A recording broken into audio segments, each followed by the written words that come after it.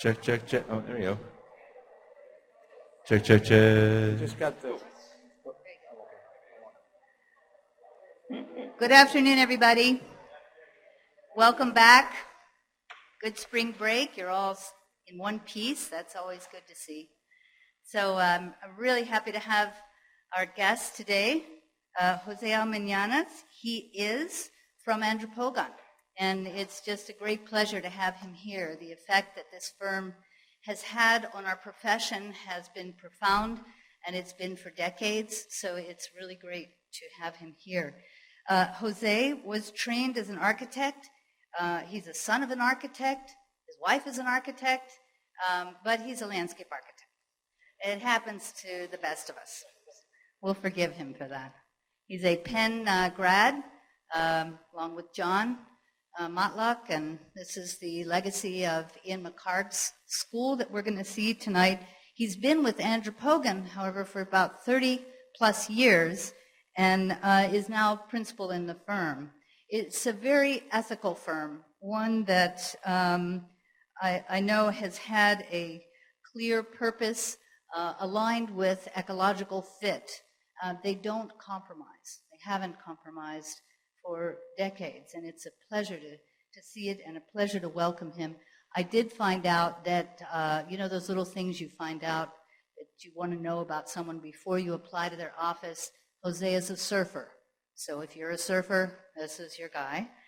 The other thing that he shared with me today was that in a lot of the infrastructure projects going on in the past, there's been a huge emphasis on having a fail-safe design solution. Engineers make it so that it's fail-safe. Nothing will impact it once they've built it. And he said, you know, really with landscape architecture, what we tend to do is create situations that are safe to fail. So things are resilient, and that's what he'll talk with you about. So please help me in welcoming Jose to Thank you, Jody. Well, thank you all of you for taking time to share a little bit of your life with me for the next hour, an hour and a half. I have quite a bit of information here that I would be delighted to share with you. Thank you, Jody, for inviting me. Thank you, Jerry Smith, for making this happen, and Meg.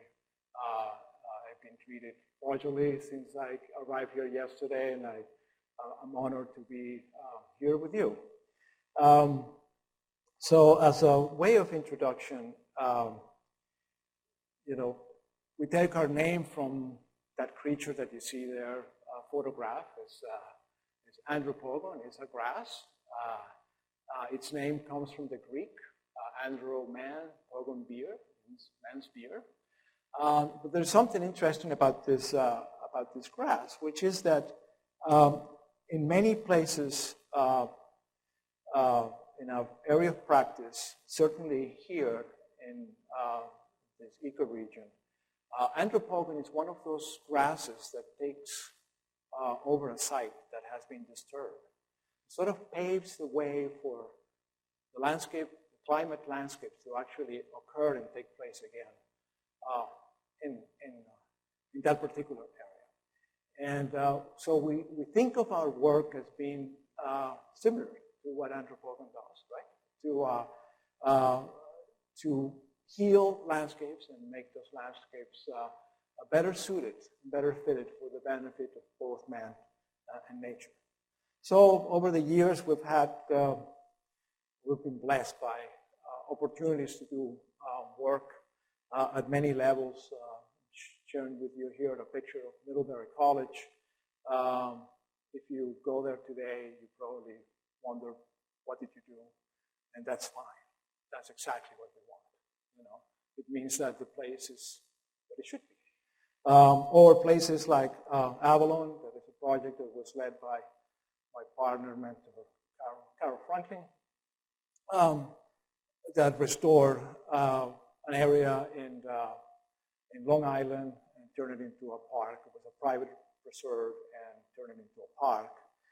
Along with that place, you know, we have pathways, and all you see here in this photograph is man-made. Hundreds of thousands of plants, all native, and so forth and so on. Once-in-a-lifetime opportunities. Back when I was in my first decade at Andropogon, I think in the 80s, Carol Franklin and Leslie Sauer did the first ecologically based arboretum, public garden in the country, the Crosby Arboretum.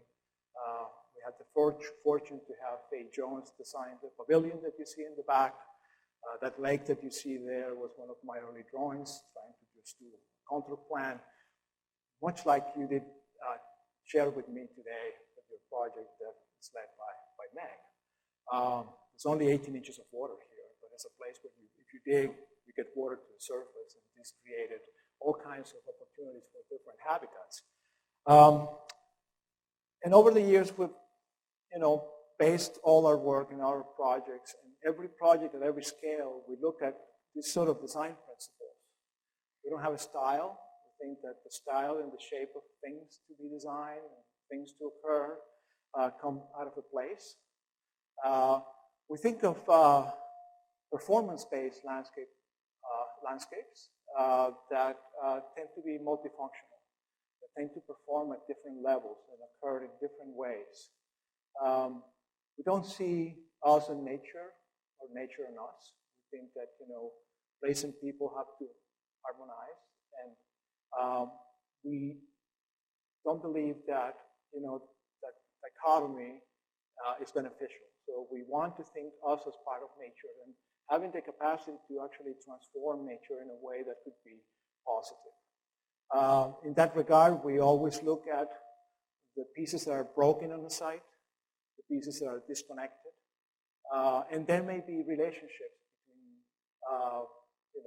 cultural systems, economic systems, the people using the site, the flow of resources, that we try to reconnect to heal those ecosystems. Ecosystems not in the sense of nature per se, but in the sense of those relationships, right, that we have between parts in a system. We coined the idea of the economy of intervention, just thinking about how to do the best with the least amount of resources. How do we actually can have interventions that are just fitted and just enough for it?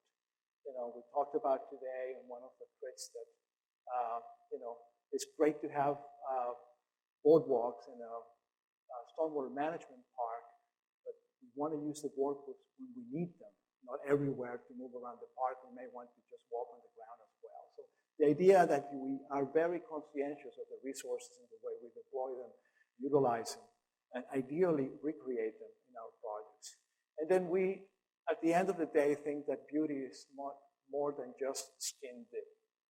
That really there is something that happens within our work and within our projects that is beautiful because it brings about value and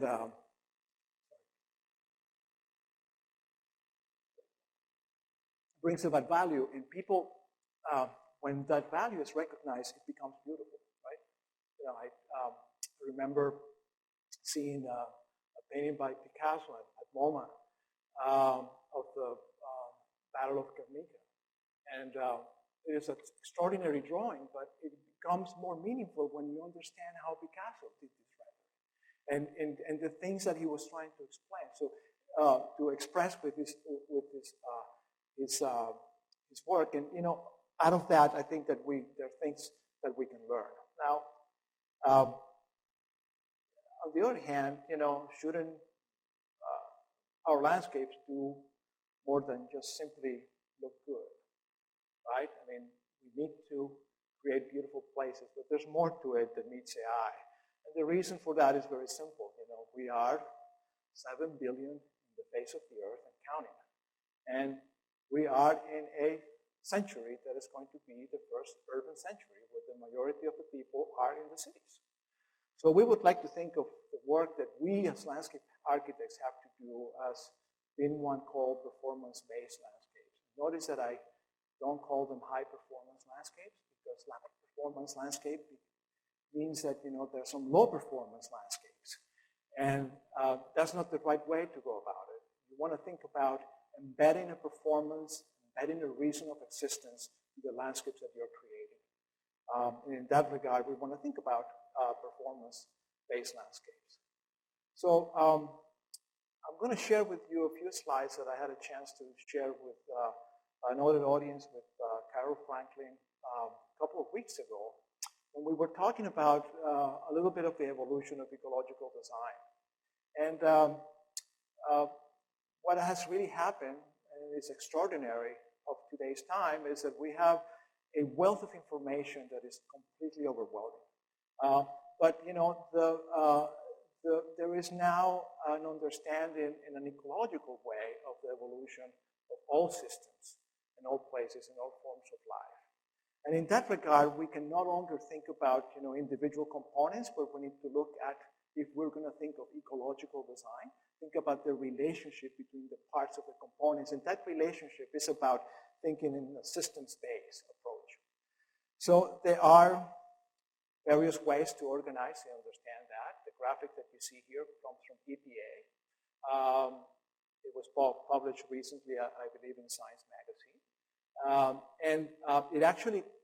It is representing and reporting that all the seemingly disconnected, you know, ephemeral wetlands and headwaters wetlands and springs here and there that don't have a visible connection path, a visual connectivity, are part of this large system and have to be preserved. They're all interconnected.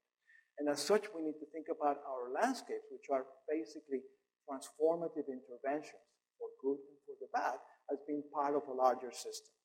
So what's in the system approach? Well, the system approach, and when you think about a city, and we'll talk about city because that's where we do most of our work nowadays, and I hope most of you would do work when you go and practice. It looks at cities as a complex systems with whole structures, you know, with different behaviors and fundamentally interconnected. You know, the components cannot be treated as isolated parts, but has to be part of a whole system. Now, what happens here is that if you think about this in a very linear fashion, you will find out that if one of those parts fails, you know, if you find a system here that is actually going from the facade of the building down to the sidewalk, down this way, you know, and let's say your rain garden or your tree trench or something else stops working, then the system collapses. So we need to think about building some kind of resilience, about building a system that is safe to fail because it has ways to actually moving around. Your body does that, your brain does that when a neuron is not firing, there are ways to go around. People driving cars do it that way. Roadways blocked, and then you find a way to go around. We want to think about it in our systems in that way. And I'm not here to tell you how that is represented in drawings or in projects or in ideas, but I think that it's sort of a quest for making our landscapes be more regenerative and transformative. So going back to this idea of fitness, you know, we start with, and hence the title of today's presentation, this idea of fitness is, you know, as defined by Darwin as the measure of individual successful adaptation to the environment, right? So you think about always a one-way street. Well, Lawrence Henderson turned that around and said, you know, it is a two-way street. It is the individual modifying the environment and the environment modifying the individual. Isn't that, you know, exactly what we do as professionals, right? When we design a beautiful place, aren't we changing the way our environment is, and hopefully that environment is actually changing us? Even if it is putting a smile on our face, it's really affecting the way we behave, right? So fast forward a little bit from Henderson and think about what McCart brought about. And this idea of actually finding the most fitted environment and the most fitted solution for everything that you're trying to do. But thinking about creativity in a way that actually brings the complexity of systems to a higher level of integration, to a higher diversity, to a higher level of resiliency, to a higher level of health. And then finding that is what life is about. You know, so we want to think about designs that, in his words, are negentropic as opposed to entropic. Entropy could be equated to death and sickness and eventual death. Negentropy should be equated with life. It is counter to the idea of the theory of the evolution of the universe, where everything is falling apart. And on that, we could have, a whole week of conversations about it. But I find that it is a very interesting concept, because if you think about it that way, then you cannot help but to think that your designs have to find that perfect fitness in the system that make the place work better. And that's what I think the creative fitness comes into play. We've seen this happen in the world. We've seen how cities have actually turned around, conditions. And Tokyo, for instance, from the 70s to the early 2000s have changed dramatically. Other people, in the context of what we're doing as design of cities, other people in the late 19th century and 20th century, Patrick Giddes talks about, the idea that you want to have a diagnosis before treatment. You want to know what happens in the place before you act upon it. That's very, very important component. And also bring into this conversation the need for public improvement and respect for existing social standards. Other voices after that, the personas of Munford, Jacobs, and McCart, talked about, working in the cities in a way that we could be actually living in a more healthier way. And some of them even talked about getting rid of zoning laws, but there has to be a certain amount of regulations. A certain amount of urbanity, that how do we behave, otherwise it becomes a free-for-all.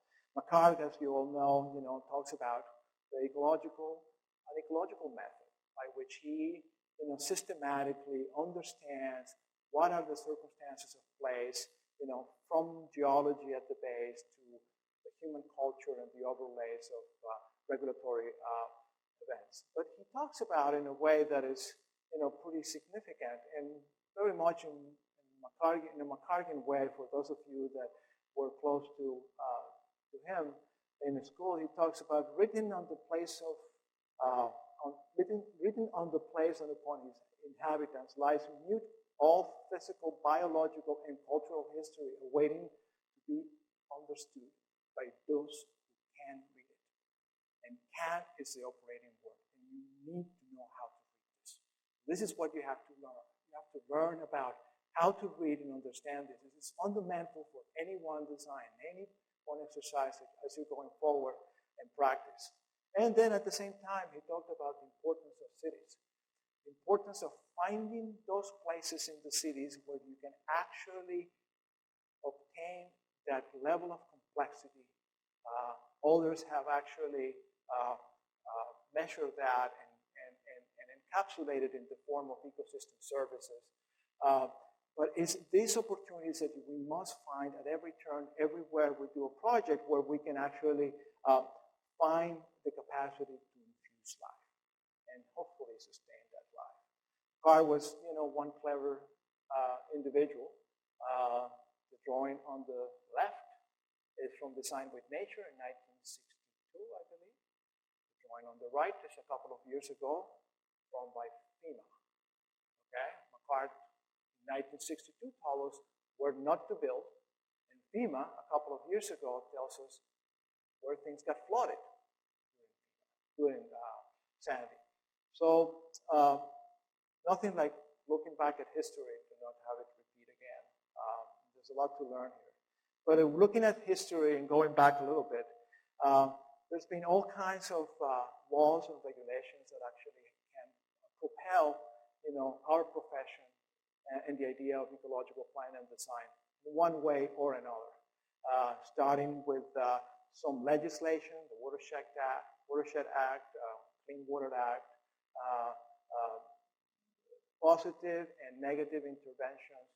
Clean Water Act, which is, I think, is 40 years old or something like that, it's actually the source of a lot of work for our profession by the engineers, because they have actually added a value to clean water and now it's regulated, and now you have to pay to have clean water, and now there's work related to that, and that's why you're doing the project that you were showing with me today. Because water has now this created value. And that's what we need to find as architects, create that value that society appreciates, and we can actually have a reason of existence, for some. For some will be the way to justify our existence. For us, it's our convictions, and I think the majority of those of you that are here sharing on these thoughts. We landscape architects were very late at the party. We're probably earlier than anybody else, and nobody paid attention to it. When you think about the work of Olmsted, when you think about what McCart did, Geddes and so forth, and the architects sort of took the lead, right? They created the energy resource guidelines and the Committee on the Environment. And I'm just talking about the US, I'm sure other places, in other venues around the world, there is a similar parallel track. They ended up creating LEED. They ended up having, a rating system. And, last but not least, we came into the party to decide, that landscape had to be sort of recognized for what they perform. And we have sites now about to be released. There were other things that occur along the way. New urbanism took on shaping the cities. Talked about form-based zoning, transit-oriented development, make cities a better place to live. But in many instances, there isn't a really clear understanding of the role of living systems in this approach in this transit that they have developed over time. So we go through all these ways of actually looking at sustainability and rating systems and so forth, and then we end up with the Living Building Challenge, which is probably the highest rating system that you have right now. All of you familiar with the Living Building Challenge? No hands? Yes? All hands? It's an interesting proxy to make us think about it in a systems-based way, because all the systems need to work together in order for any project to actually meet the challenges of the Living Building Challenge. It is applied across all the ecoregions. It has a way of going about it where buildings are either meeting the Living Building Challenge or they're not, so there's no gaming of the system. And then even goes into the detail of telling you which materials you should be using. And there's absolutes, there's net zero water and net zero energy and or else, and then show me the performance. Show me that you're actually meeting this if you want to have met the challenge. So we were fortunate enough to have an extraordinary opportunity for the Phipps Conservatory in Pittsburgh to actually be part of a very large team of people, all based in Pennsylvania, at the direction of the director of the conservatory. Great project, have great clients, and this is one of those. And there was a leadership from the side of the client that made this thing happen.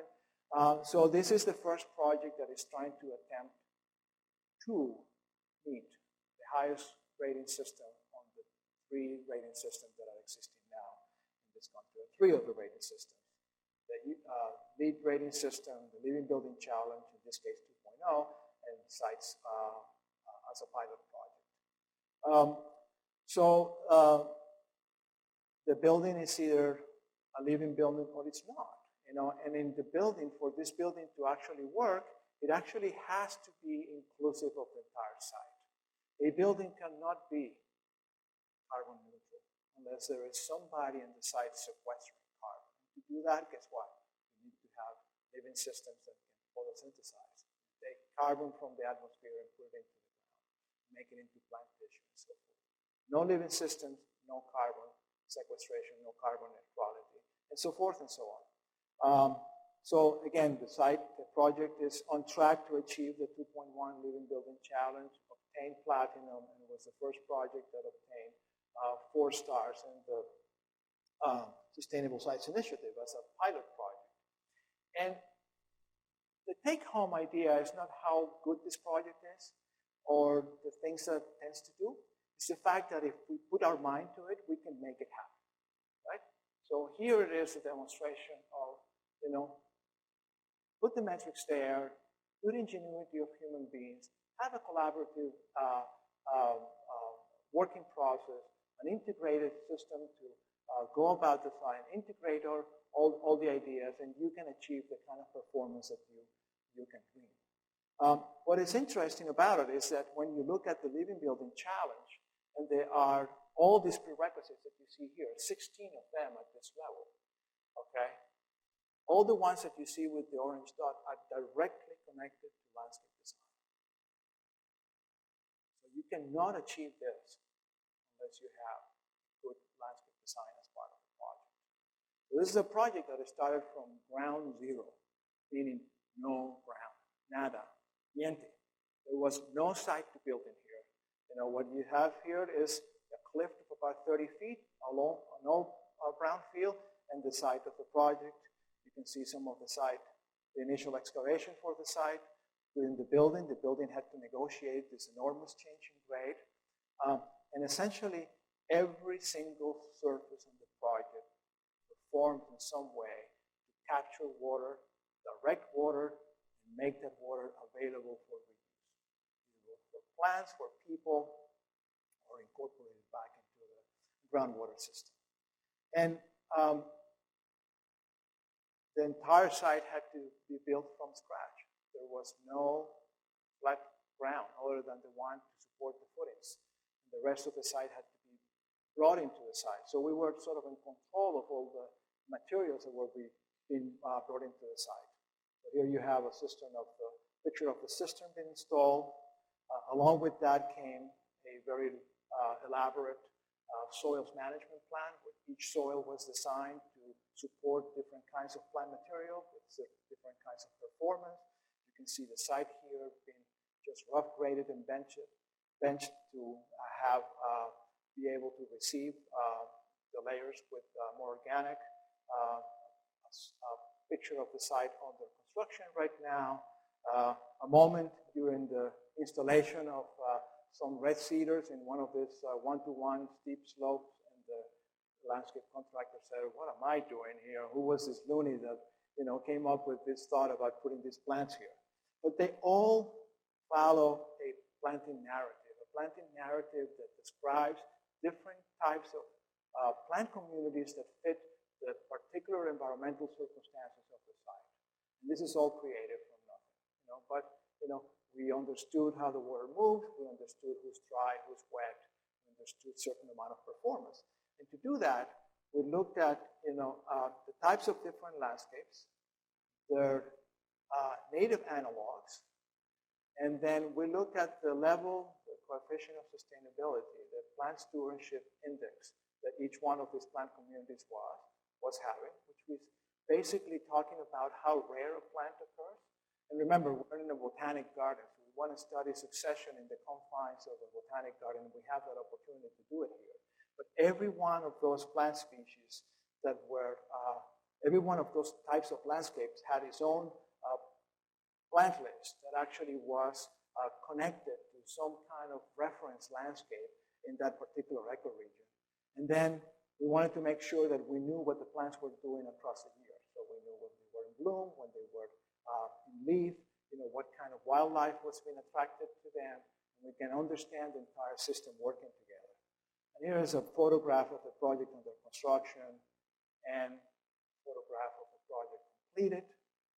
You can see how the building becomes linchpin on the journeys around the site. The building has an extraordinary atrium that actually works bioclimatically to maintain adequate temperatures inside of the building, enables the circulation for people with disabilities to be able to go up and down. The roof of the building becomes actually part of an extension of the terrace up above, and the site has its own beauty in the wintertime. There's a picture of the lagoon. The lagoon receives all the rainwater. It's actually, the water in the lagoon is actually filtered through a series of constructed wetlands on the side, and it's there for the display and the enjoyment of the people that are there. So from net zero, we think that we need to go to net positive, right? To be regenerative, to really actually provide a contribution. It's not just good enough to basically meet that dotted line that you see there. So we suggest that in order to get to that point, you look at the systems that are particular to a place, right? Which are probably less complex because they are studied in a reduced form. And that as you move forward into looking at what happens specifically in a place, you will begin to unpack the complexity of it, so the graphic becomes bigger, there are more things to think about it.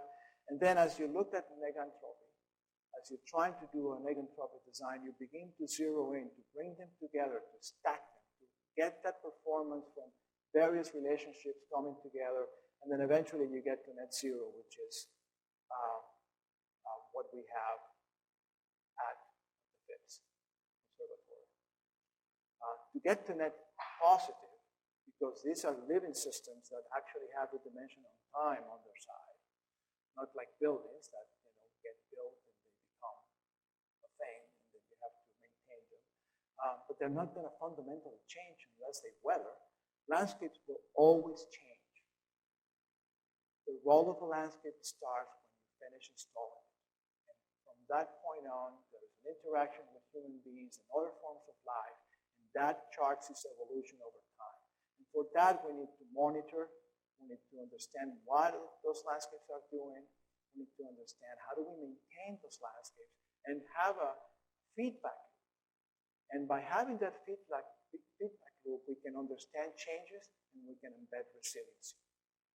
And as we do that, I believe that we move closer to the generation of a net positive design. So, just some take-home ideas. Over the years, Carol and I thought, well, how do we capture a few of these things, that are significant, and we share it with others. The idea that design is a participatory process where everybody has a voice.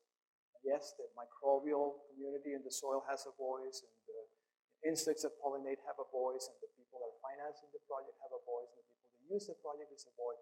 So out of that participation of all these different voices should come out of design.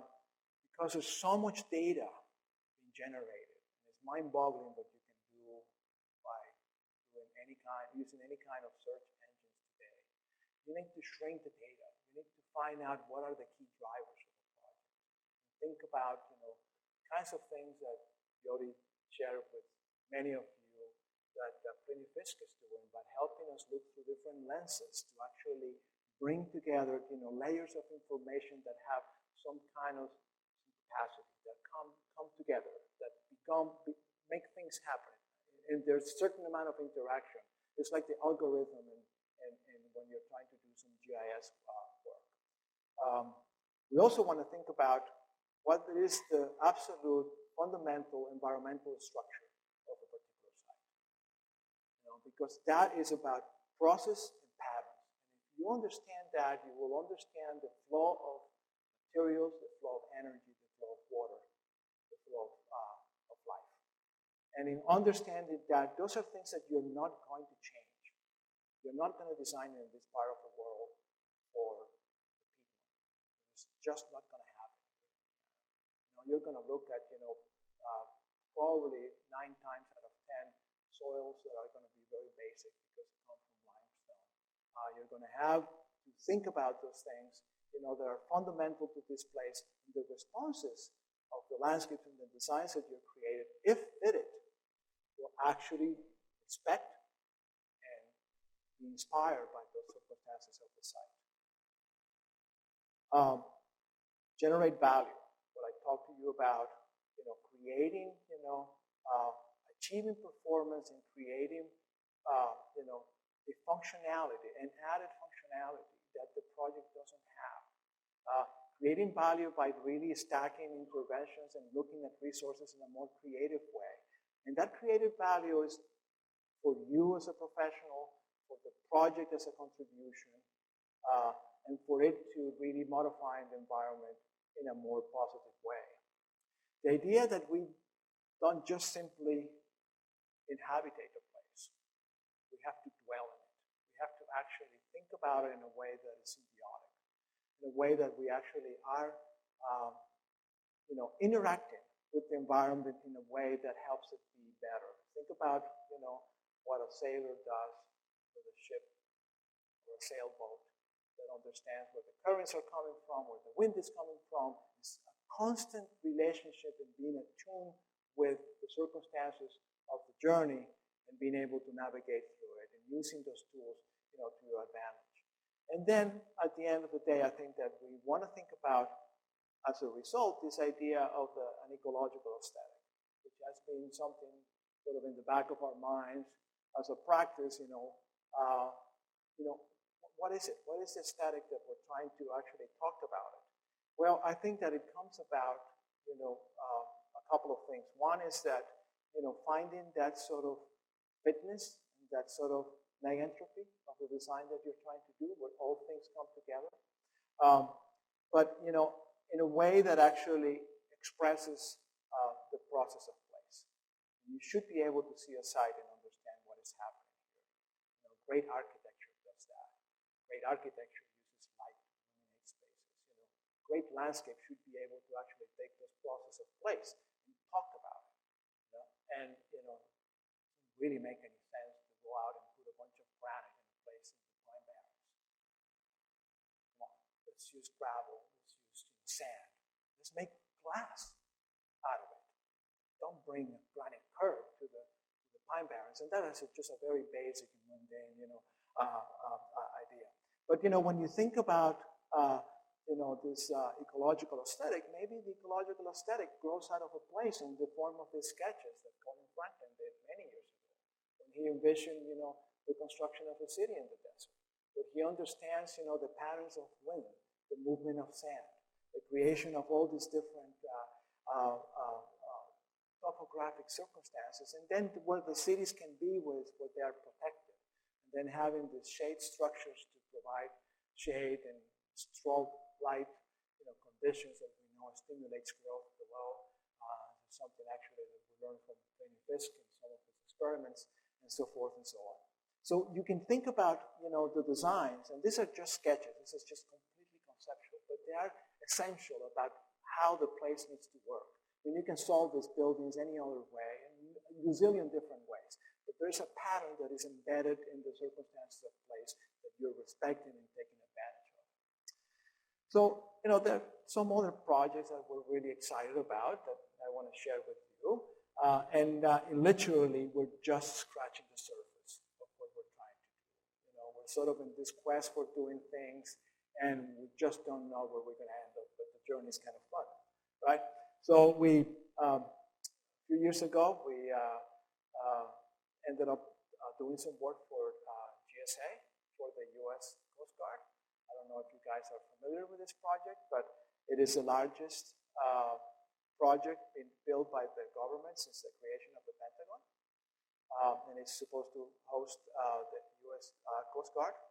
It is actually located right here, which is part of the famous wall, which surrounds Washington, D.C., and it was the place where there used to be a lot of fortifications to protect the government.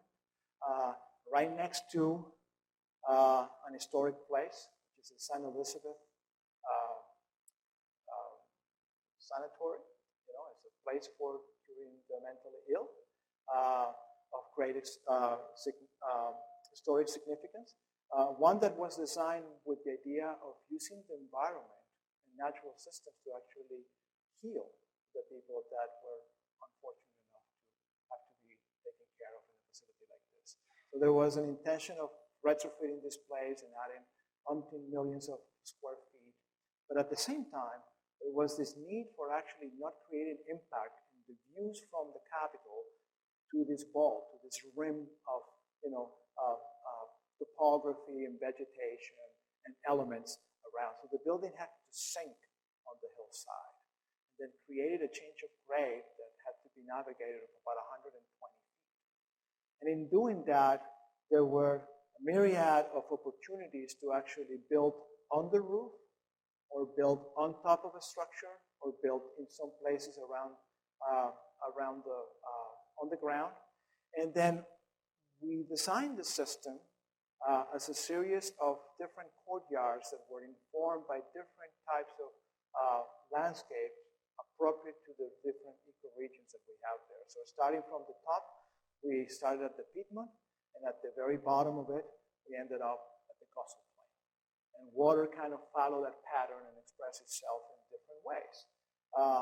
So it is now a project that has, I think it's something like 500,000 square feet of green roofs. Those green roofs are accessible and non-accessible. Some of them are just sedums.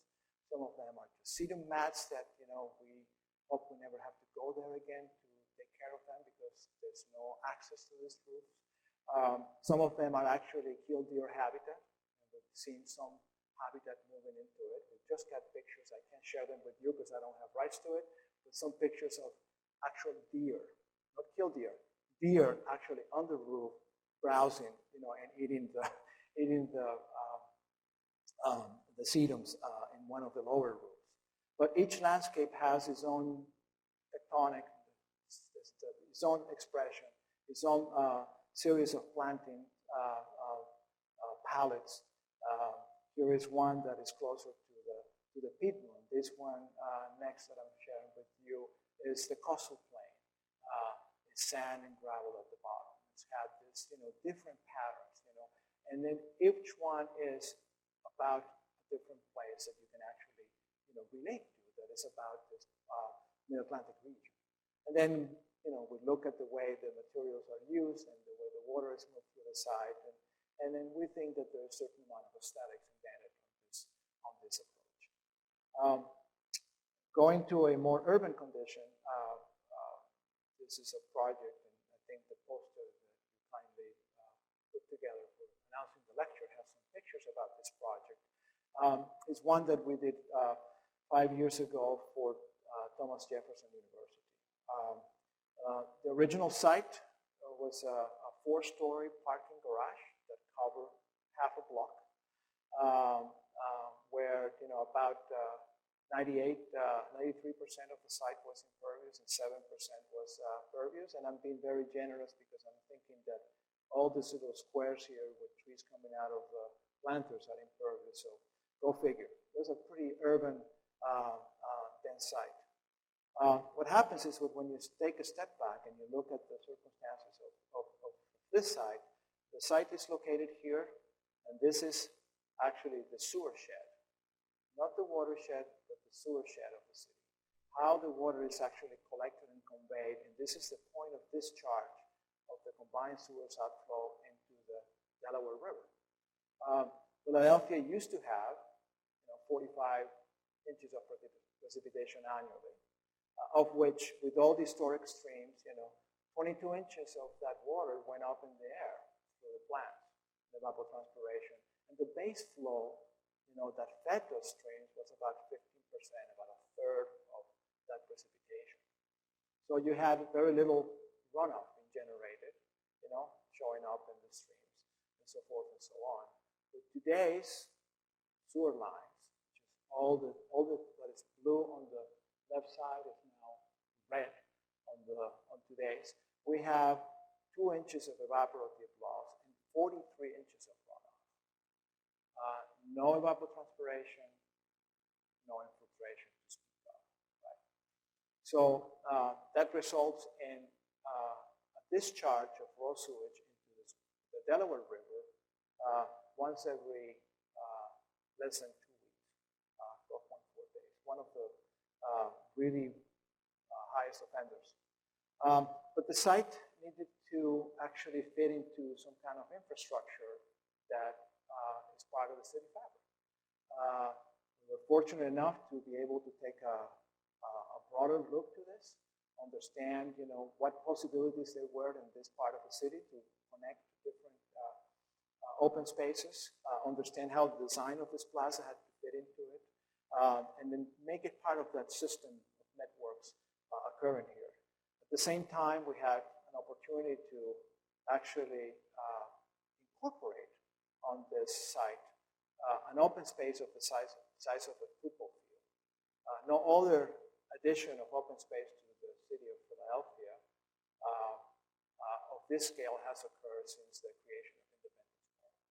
So that was an opportunity we couldn't squander, an opportunity that we couldn't, keep our eyes off it. It's a large space. It wants to remain open, but at the same time has to be safe. It has to be a place that could be occupied by few people and by a lot of people, because people from the neighborhood will use it, people from the university will use it, people that graduate will come here with their relatives and loved ones, and then there will be thousands of people occupying this space. So we knew we had a building that will occupy half of the site. The other half of the site will be actually occupied by an open space to be designed, and all of it will happen on top of a parking garage. So in order to support that landscape that will provide us those ecosystem services, that beauty and inspiration, that evapotranspiration, the shade areas, and help with biodiversity, we needed a source of water to maintain this landscape. So we went to the place where the water was coming in the cleanest possible form, which is the roof of the building, and the AC condensate. We collected that.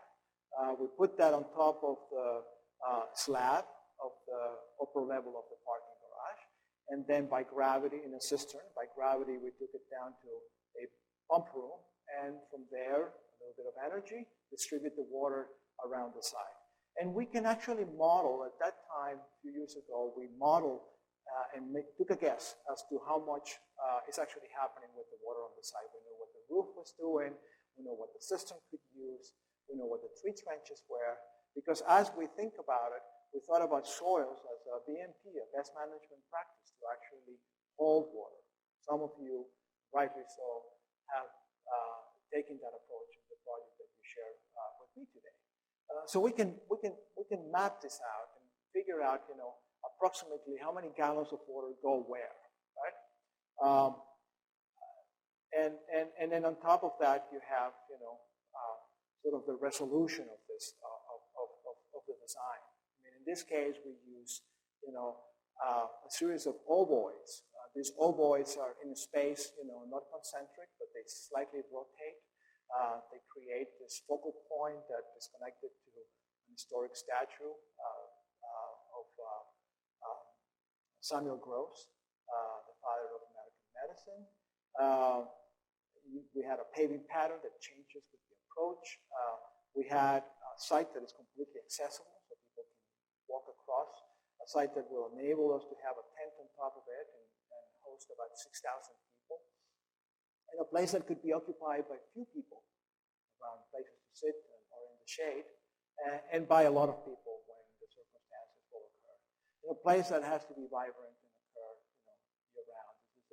This is a medical college, and as you know, medical students, have this crazy schedules, and they go home very late at night. In the wintertime, they're, out of their classes and out of their rounds, when there's no light outside.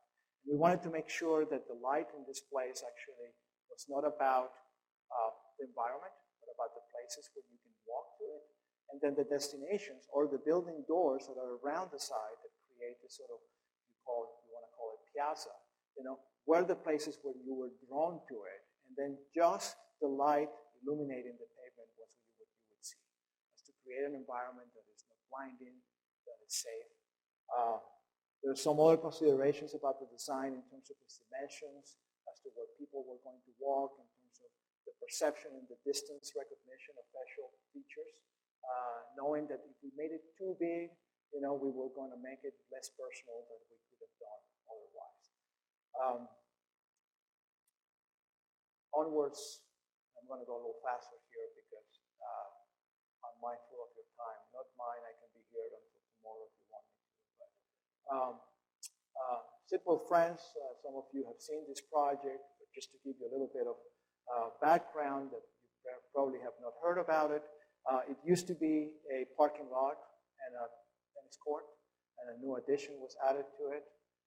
As you know, the site, manages all the runoff that falls in it. manages the wastewater. The process becomes place, and the place becomes part of the faculty. It's a pedagogical, intervention here. There's a way for this landscape to actually teach all of us a few lessons, including the designers. But I think that there was a pretty extraordinary synergy between the building and the landscape, and then this is, clearly expressed with the way the water actually moves through the site. There's a green roof that filters some of the water. The excess water goes through open downspouts in the facade of the building. That follows an open channel, an aqueduct that actually takes the water, along the side where you have the handicap entrance to the building, which is less than 5% ramp going here. The water goes down through a series of cascades, oxygenates itself, and finds its way down into the pond. When there is too much water coming to the site, because sometimes that happens, then the pond overflows, and that pond overflows into an adjacent rain garden. That rain garden functions like the floodplain along our streams. And it's a vivid representation how these two systems work together. Right? Soils filter the water, excess water is picked up by a series of pipes, that water goes back to the municipal sewer system along Rock Creek. And here's, a distorted fisheye photograph of the project just completed. Constructed wetlands as rice paddies, terraces coming down, different types of vegetation responding to the different functions.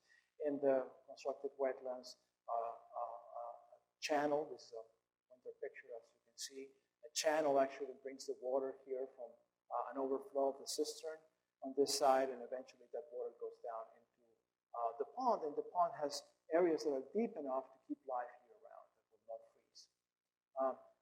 Then the landscape actually plays nice with all these circumstances, and there are different plant communities that actually are associated with the different parts of the site.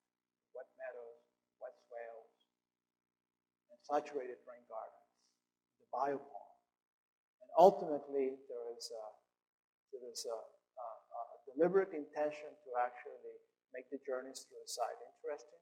You can see people and water moving in different ways, accessible routes on the top, the steps at the bottom making you pause, a boardwalk done out of recycled materials, the pond at the bottom showing where the water comes in, and then some art embedded into it that was designed by one of the project architects that basically describes in a low relief the life above the water line and below the water line, which you're about to see later on.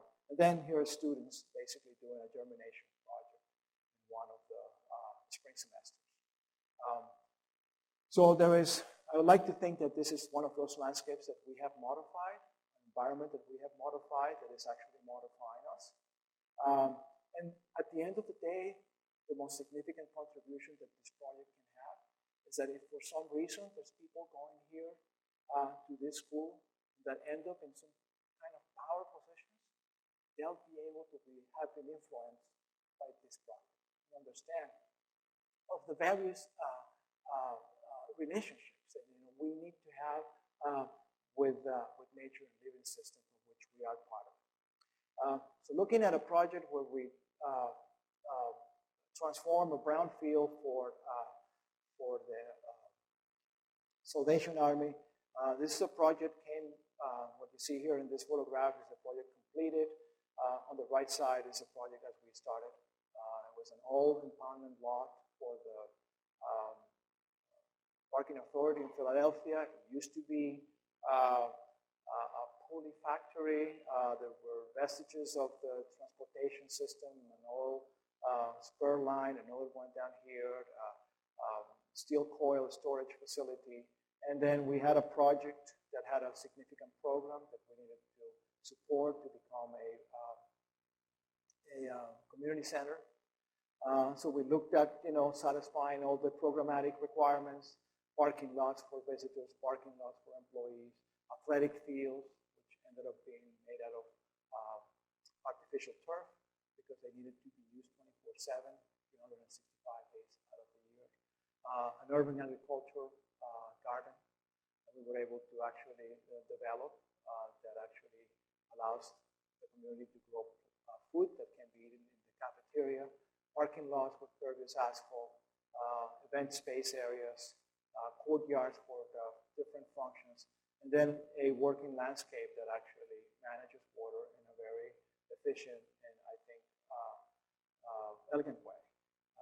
Uses gravity to the extent possible, so water from the roofs of the building goes down spouts and becomes part of runnels that feed cisterns. That cisterns store the water and bring it up about. A series of cascading rain gardens take the water down to a low point.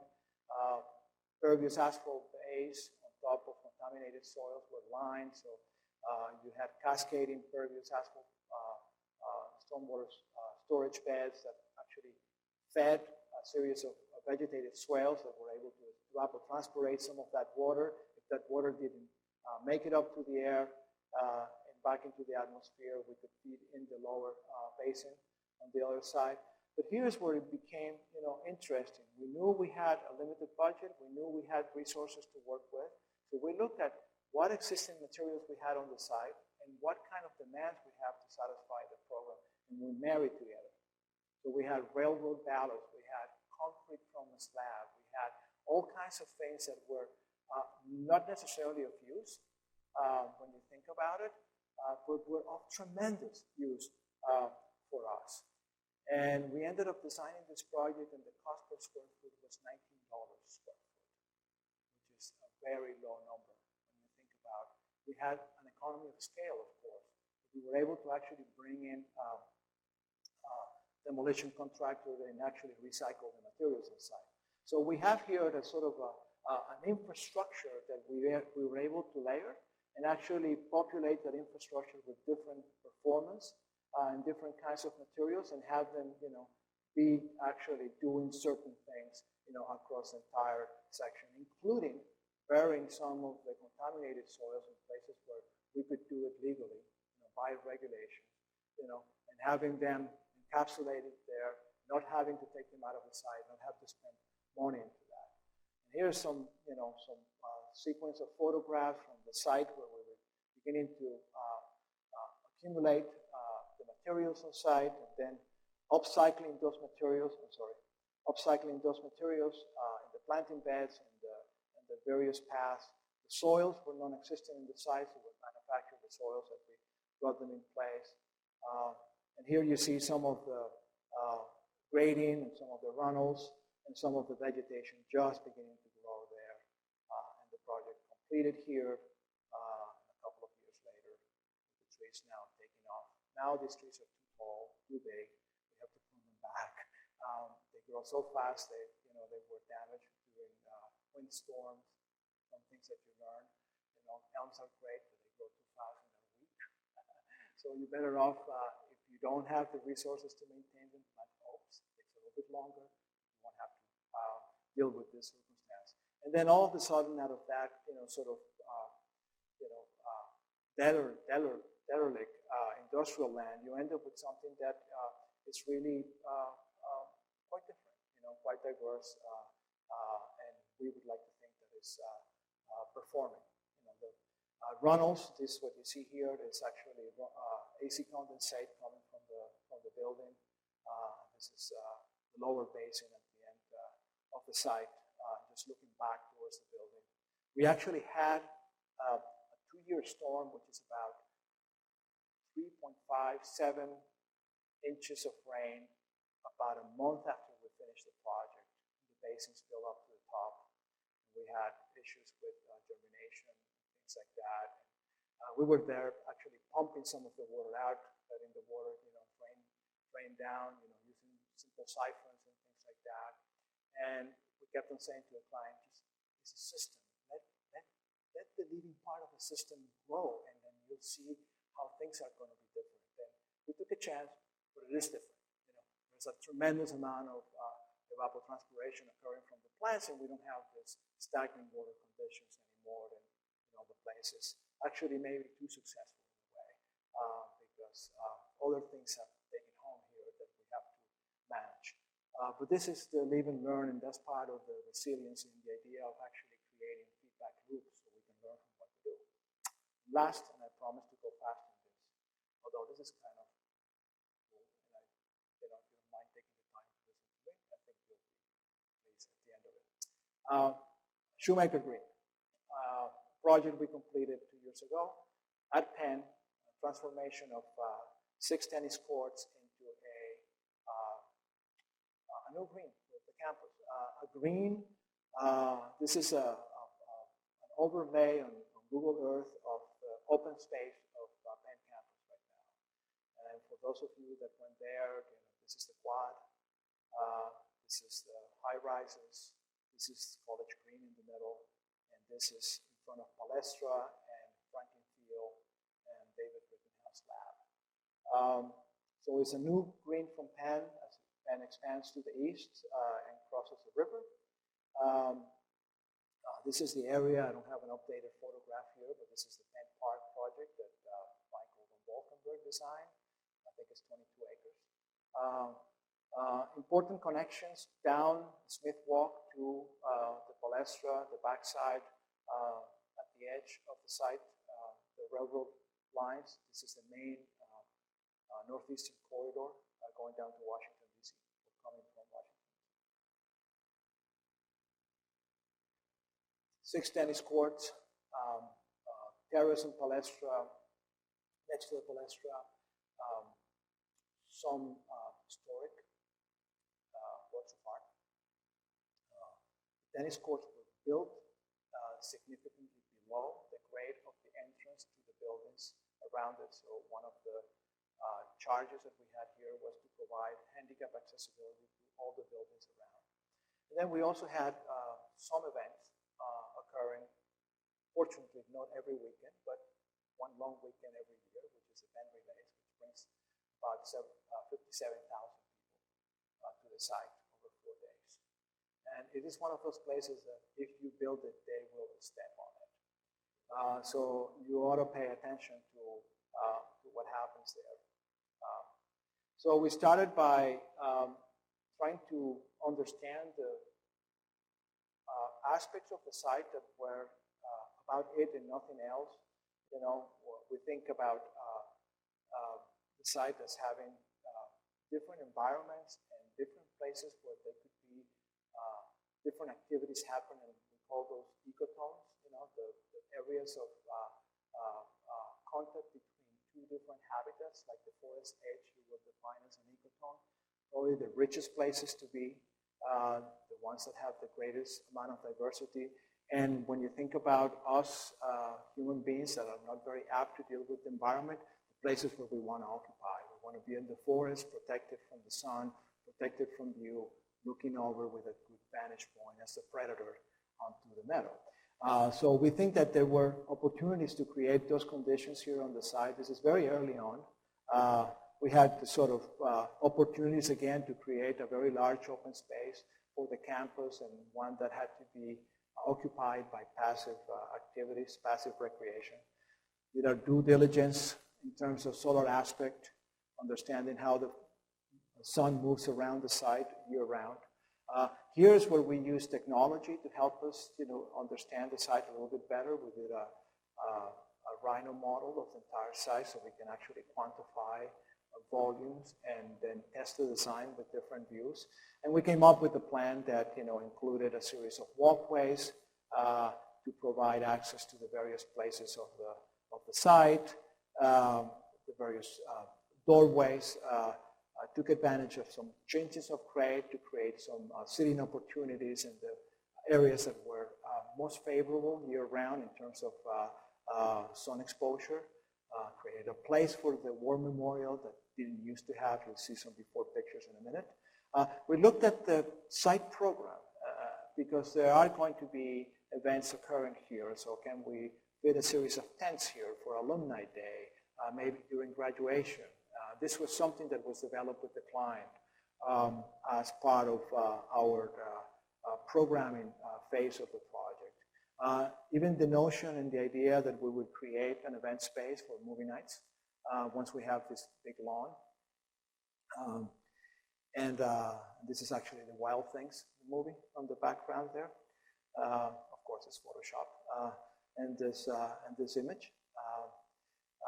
but it gives you a way of expressing the opportunities that the site has. And we did, the sketches. So you don't think that we don't do the sketches. We do a lot of sketches. Sometimes we spend too much time doing sketches. we get in trouble. But beginning to look at in very quick and simple ways, how do we negotiate changes in grade and what the tents could be, and what kind of cross-section. These are not very evocative, they're just simple doodles. And then we got a little bit more serious about how do we do the space, and then created a series of options. I'm showing you 4 of maybe about a dozen and a half layouts that we had here. And then when we realized that we were going to have benches, how those benches could be done, how we can occupy them, how they can become these event benches, these places that actually people can congregate and have conversations, or maybe have a class, or maybe just simply take over one by one person and make it home for a few minutes. The 3D modeling enabled us to actually have fairly reasonably accurate renditions of the site, so we can use this to understand what we were proposing here. Of course, you never see the site this way unless you go to the top of Franklin Field and look down. But we tend to understand things because we're always drawing a plan, from the top. So it was a way of confirming if we were getting the right kind of spaces, and also looking at is it fitting? Is it all the pieces coming together? Are they making any sense? Also, we looked at the design of those benches. This is just a rendering we did earlier on, looking at the materials and the proportions, and how people will be there, on a nice afternoon in early fall, and how would that fit in relation to the open space. Tested some of those ideas with models, looking at how it is, begin to look at materiality, the lower wall that will keep people from just simply walking across the lawn and going up to the doors in the gym or to the basketball event. That became sort of an interesting design device that enabled us to create place, but at the same time create this barrier that is very understated but very effective to keep people from going to the lawn and preserving the lawn as the thing that needs to be, because there's no other place for it to happen at 10. When we looked at the 3D model, we were able to look at the survey, the material surveys on site. We were able to actually figure out thickness of existing materials and create volumes. So we knew how much of the site was going to be available. We also understood by using that 3D program how much of the site was going to be manipulated, how much cut we needed, how much fill we needed. How do we bring that diagram that I showed you before with the Salvation Army project, the community center, how do we bring it back together in a way that we could use some of that tools and technology to make it happen? What kind of soils we were trying to be getting? And then what do we have with the materials on site? Once you get all those materials salvaged and you stockpiles, how do you use them? Well, you clearly have to think about them and analyze them and figure out what the particle size distribution is, and to figure out if those materials are able to perform in a certain way. And that's a long way to say be used for road base. Can be compacted to certain standards that will pass muster with engineers. Will be stable if we use these materials again. And then the project was large enough, and in conversations with the contractor, we realized that yes, it made sense to bring a sifting machine to actually separate the materials that we were excavating from the site that were usable or not usable, use the site for stockpiling materials, and then thanks to sites, this is a pilot project, we were actually following site to the letter of the law, and then doing our tracking of materials, figuring out where we got from the site and where did it end up going. So we have tracked that, of course, working in partnership with the contractor to make sure that this can actually happen. This was actually part of the bid scope for the contractor. to work this way with us. So we had to modify specs, we had to modify some of the terms of the contract, we had to modify submittals required by the contract. It's just a gift from sites, quite frankly, to have to do these things. And then we looked at, again, what materials do we have, how those materials go on the site, and how do we make them work. And we knew that we didn't have soils, we had to bring in the soils. So the soils became, a material that we had to bring in for sure. We had nothing to recycle on the site, and there was some criteria by which we designed the soils. So stepping out again, the site is located right here where the cursor is showing to you, right next to the Schuylkill River. It actually is right next to an old stream that was actually buried about 17 feet below the surface of the roadway at the bottom of the site on a 7x8 culvert that would actually drain about a 300-acre urban watershed, and then have that discharge in the Schuylkill River where this dot is. Okay, and you can see what happens when it rains, and that combined sewer actually flows before the river gets full of the runoff from the upper watersheds, because you have a shorter time of concentration because you have a direct discharge. And here is, by chance, we didn't make this up, we didn't try to look for it. Here we are looking at Google Earth and some photographs, and we find out that Google Earth is telling us, look who's discharging here. And by bringing some GIS layers and this Google Earth picture, we realize that yes, indeed, the site is behaving this way. So how, in terms of its performance, this site can actually contribute to minimize this. So we look at how much rainfall occurs on the site, how the site can actually allow us to infiltrate or not part of the site, or manage in some way the runoff generated by buildings, trying to build capacity on this site so the client, in this case the University of Pennsylvania, can actually compensate from places where that is not feasible because they have buildings and pavements and things that they cannot actually manage in any other way. And again, thanks to sites and other regulatory compliance, we had to do some testing because the first thing that occurred to us was, okay, we're going to maximize infiltration. We have so much runoff that we're generating here. Let's just see how much of it we can put back in the ground, and that eventually will show up in the Schuylkill River and will be the right way to do it.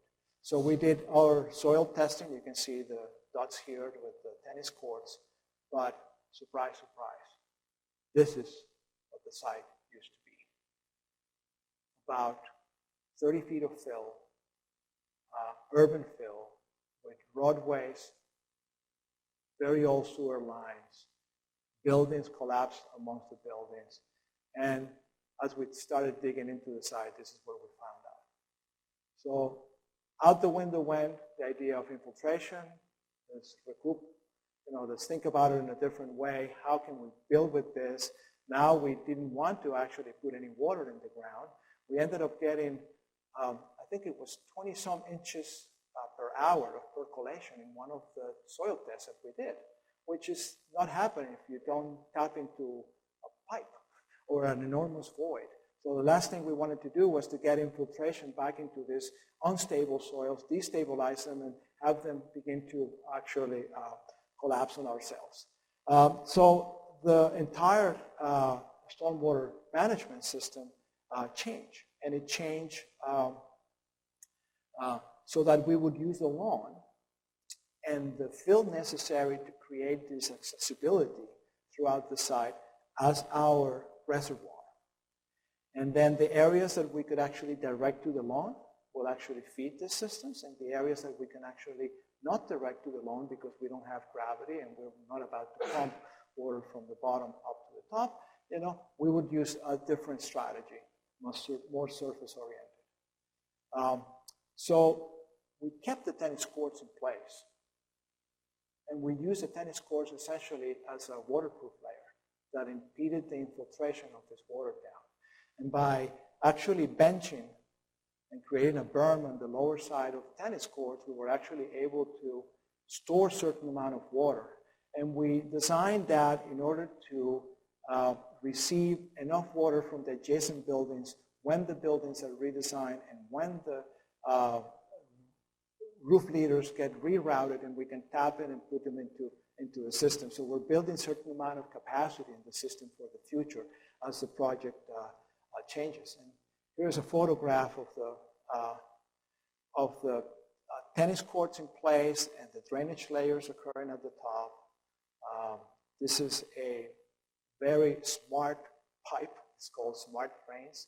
I'll show you how they work in a minute. But these flat pipes enable us to get the water that goes through the soil and out into a manifold, and we can actually direct that water into this cistern that occurs below one of the paths. It's a 25,000-gallon cistern, bigger than my bedroom, as you can see there right now. And here are all the soils that were actually built on top of the tennis court. We had a significant amount of fill that we could add, and each one of these soils actually has a capacity to percolate and a capacity to actually move water through it with different kinds of percolation rates. And then we had essentially a mostly sand-based soil. And the reason why we use this in this case is because we knew we were going to have a lot of activity occurring in this site. And what happens with sand-based soils is that they accept abuse in the form of compaction, right? They resist compaction and they maintain structure. If that structure stays, then soil and water and microbes can actually occur in the soil. If the structure collapses and the soils become anaerobic, then you won't have any biological activity in the soils. So this was a way to actually use the soils to act as a filter, but also support the kind of activity that we have on the top. So right now I'm going to show you a little video that describes, I'm going to be quiet for 2 minutes. You see, spoke too soon.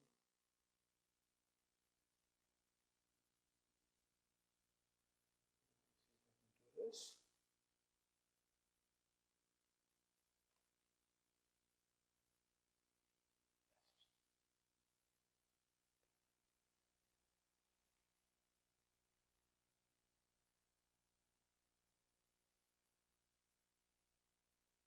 It's always one of those times when technology doesn't work, right? So plan B, bear with me 1 second.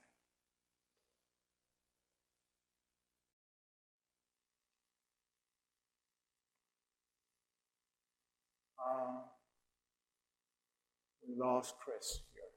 And now I really got in trouble. Huh.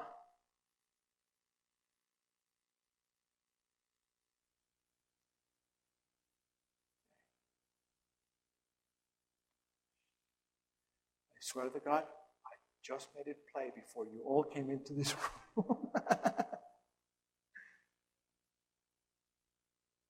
Nope. Come on.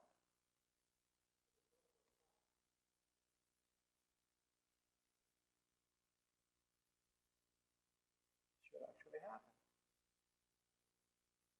Oh well.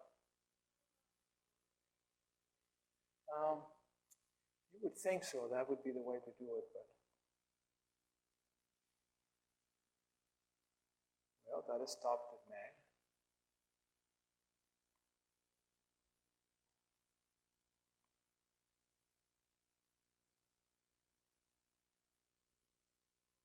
Nope, doesn't want it.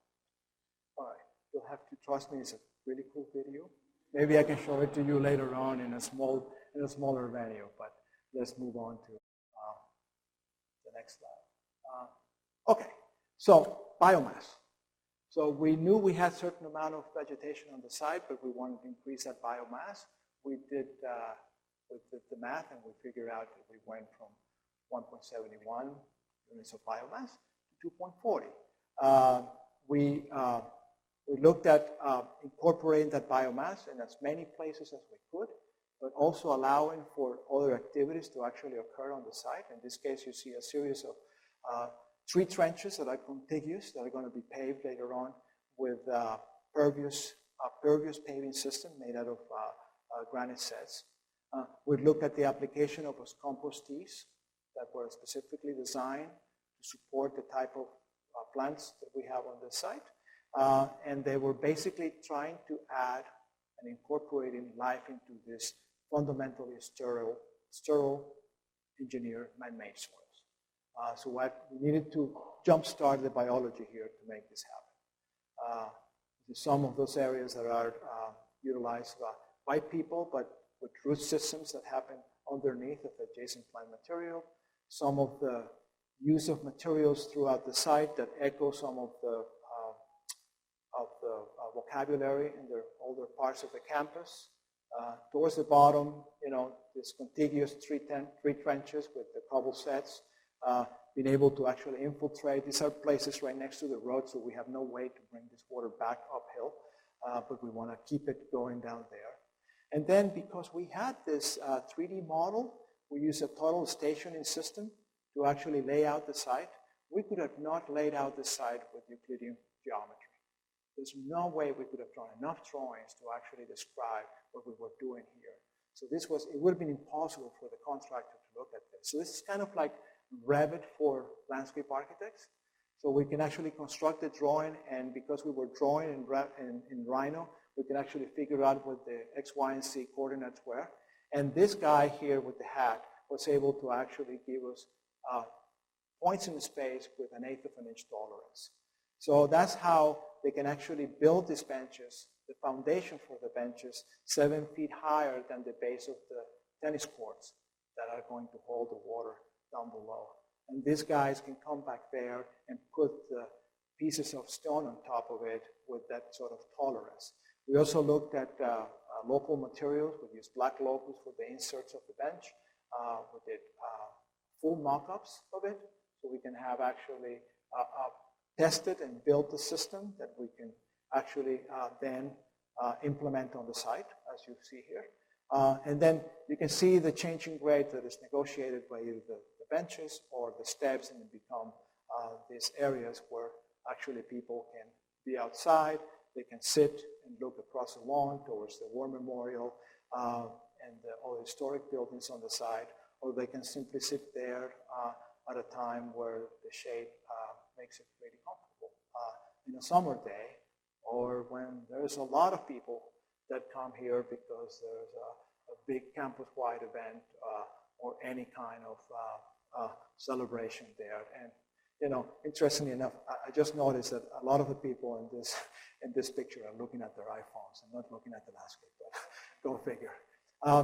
But this is the event space that I talked to you before, Photoshop, right? And in the view. But this is a real thing, actually. This was the first day they did a Movies in the Green. This was called the Scream in the Green. And it was for the 30-year anniversary of Poltergeist. So here we were in Halloween night having this event happen there. At the bottom of the site, there is a robust rain garden that collects the water, that has a weird structure where kids use it in ways that we never planned for it to be used that way, that that expresses some of the materiality and the sort of textures. And this is actually a rock that changes color when it gets wet, which is really pretty. It becomes blue and green. This is an overhead view of the rain garden, and we did this to actually maximize capacity. This is a sloping site. We would get water from the pavement surfaces that could not go into the lawn back into this sort of elaborated forebay, and then pond here, and then eventually overflow into the lower portions of the basin. And then from down here, this portion of various systems can actually go into the basin and flow and fill it up. Did a number of planting plans with different plant communities, studying the composition, the views across the place, making sure that we had understood what we were trying to develop here. And this is some projects of the pictures of the project completed. The approach from Smith Walk, the pre-proposal day meeting. This is the way the place used to look like. this is how the site opens, looks like now. It becomes a plinth, sort of anteroom for all the rest of the historic buildings around the site. A view from Palestra going back in the other way, and the benches, as you can see here, or from the bottom of the street where the tennis courts used to be, back at night doors, Franklin Field. Managed to get long-term study in partnership with the university to actually monitor the performance of this place. We're looking at, in this case, using a series of devices to measure the leaf porosity and understand how much water actually transpires through the leaves of the plants. And we can tell by species how they perform. And this is anecdotal. We'll have more information this year, next growing season. This is just from last year. But the take home is that we find out that floodplain species perform really well, some ones better than others. Nyssa sylvatica actually is a tremendous performer, believe it or not. But turf is also a great performer. And something has to do with the time of residence of this water on the soils and creating the opportunities for this water to actually be uptaken and evapotranspirated by the plants. We didn't know this, and we're learning about it. And we'll have more information about this later on. Because we had a series of devices that measure the amount of water that comes into the site, the amount of water that falls on the site from the sky. We have a weather station next door. We know how much water goes into the cistern, how much water goes out of the cistern, how much water goes through the irrigation system, and how much water overflows the system. We can see how much water we were using on the site. And we found out that the irrigation system was not properly calibrated. And we were using way too much potable water on the site. And we find that there's two places during the year where we had virtually no rainfall, and we had actually water leaving the cistern, which was a clue that we had a problem with the way the system was performing. And we found out that the moisture sensors in the soil were miscalibrated, and there were some override button that has been pressed on the computer system of the irrigation system that actually made water flow from the municipal service into the cistern before emptying the cistern.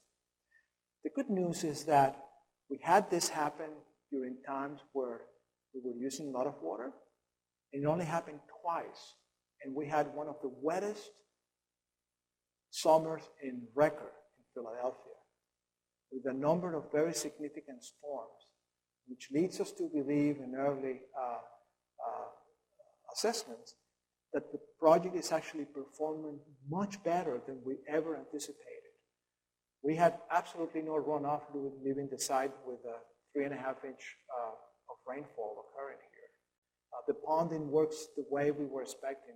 It has never overflowed, which makes us believe that we can actually design a much more efficient system with better use of resources and get the kind of performance that we are all looking for our landscapes, to actually demonstrate the world that what we're doing really works and works better than in kind of pipes and pumps and things that we do around.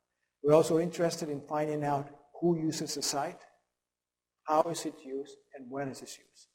So we're partnered again with a grad student from the School of Psychology, and this is some early mapping telling who is where, at what time, whether if it is a female or a male. And we'll have to get data through many times during the year to have this any validity. But we're seeing where people are congregating and getting some feedback as how the site is being used, and then how is that populated over time and how occurs. And we're just beginning to mine this data and trying to understand what it means. So, I think that we're taking home with this project is that, it has to be a partnership with the users. We have to understand how we monitor. We have to design better. We have to change our specs. We have to interact in a very different way with the contractors and the clients to really engage in some sort of partnership. That just because you design it and you build it, it's not going to work. I mean, you need to think about, tracking it down because we just don't know. We just simply don't know unless we measure and figure it out. But, what if every single act of design and construction will make the world a better place? And that's what we do. Weave together landscapes of man and nature for the benefit of both. Thank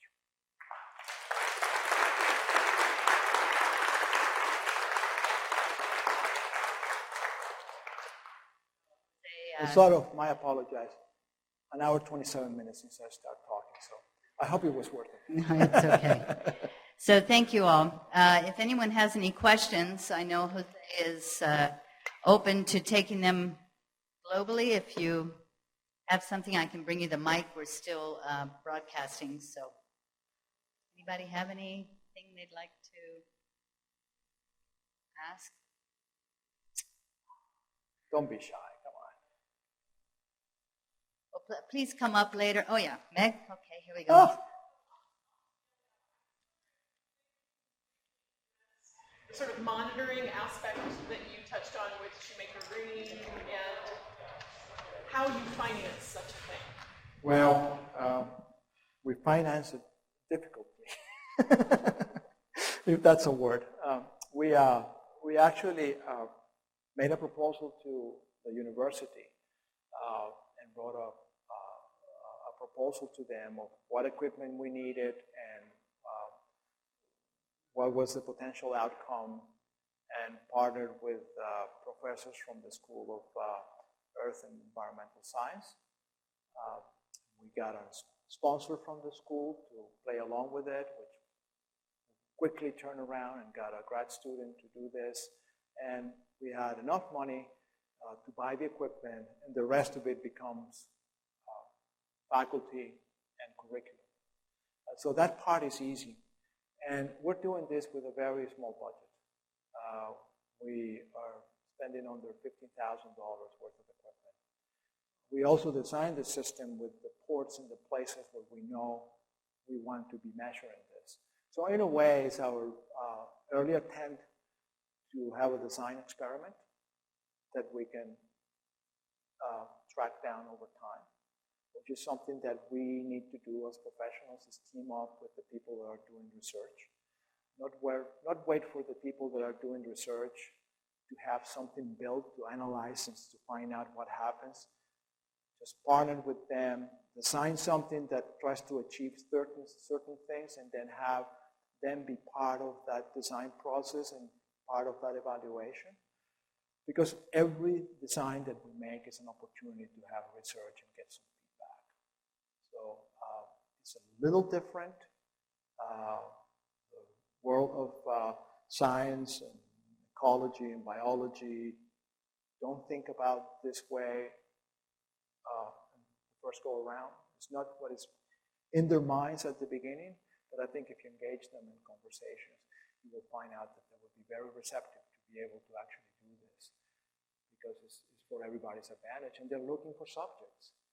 So why not think about something that, and they can even contribute to that. They may even say, let's not design it this way, or let's just find out what else. If you do this way, we can find out this more. We have a controlled area where we're doing nothing, so we can compare, the soil biology and, what happens to the plants, and we go and measure the plants as well. But it's too early to share with you real hard data because it's just not available.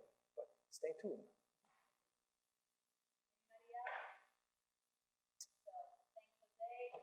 Thank you.